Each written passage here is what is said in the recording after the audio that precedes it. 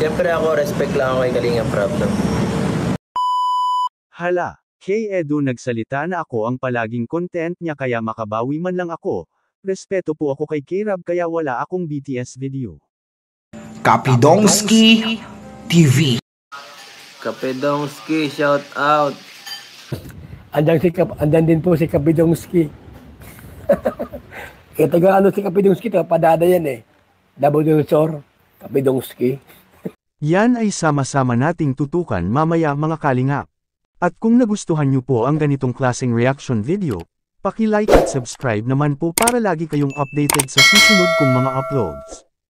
At salamat sa walang sawang pagmamahal at suporta kay Kuya Val Santos Matubang at Idol Kalinga Prab.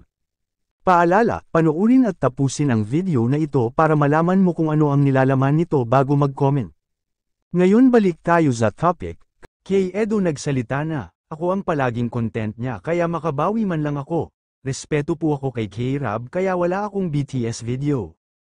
Iba talaga itong si Kay Edo sa lahat ng mga kasama sa team ni Kalinga Prab. Since 2020 pa ako nakasupport sa Kalingap kauumpisa pa lang ni K-Rab noon mag-vlog at itong mga kasama niyang si Kuya Jason at Kay Edo dito talaga ako believe sa kanila dahil ayaw talaga mag-BTS video itong dalawang kasama ni K-Rab na si Kuya Jason at Kay Edo. Believe talaga ako sa kanila kahit noon pa man ilan na ang naitambal ni K-Rab kay Kay Edo ayaw talaga ni Kay Edo ng BTS video dahil may motto talaga si Kay Edo na may respeto talaga siya ni K-Rab kahit siya ang bida sa vlog ni Rab never talaga siya may BTS video, hindi katulad ngayon sa mga alalay ni K-Rab kahit konting galaw ng mga viral ni K-Rab kahit nakaupo hala video ng video sila kaya ang bilis nakabili ng mga sasakyan hahaha bato-bato sa langit ang tamaan o sila yun hahaha. Siyempre ako, respect lang ako kay Kalinga Prab, no? Sa vlog ko, mas priority ko yung siyempre, yung sa mga tinutulungan ko. Nahihiya man ako magpara-vlog ng ganyan kasi ayaw ni Kalinga Prab na-overexpose ang angels, okay?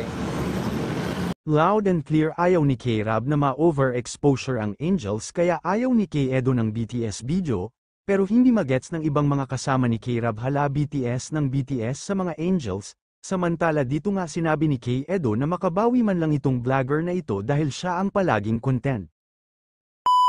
Bago kasi yung sasakyan ni Doc eh. Pwede talaga kay Dr. Love na lang ako sumakay. Para malapit, para mabilis. Total. Palagi naman ako content ni Dr. Love eh. Makabawi man lang siya sa akin. Sana all may bagong sasakyan si Dr. Lab mapasana all ka na lang talaga kay Dr. Lab.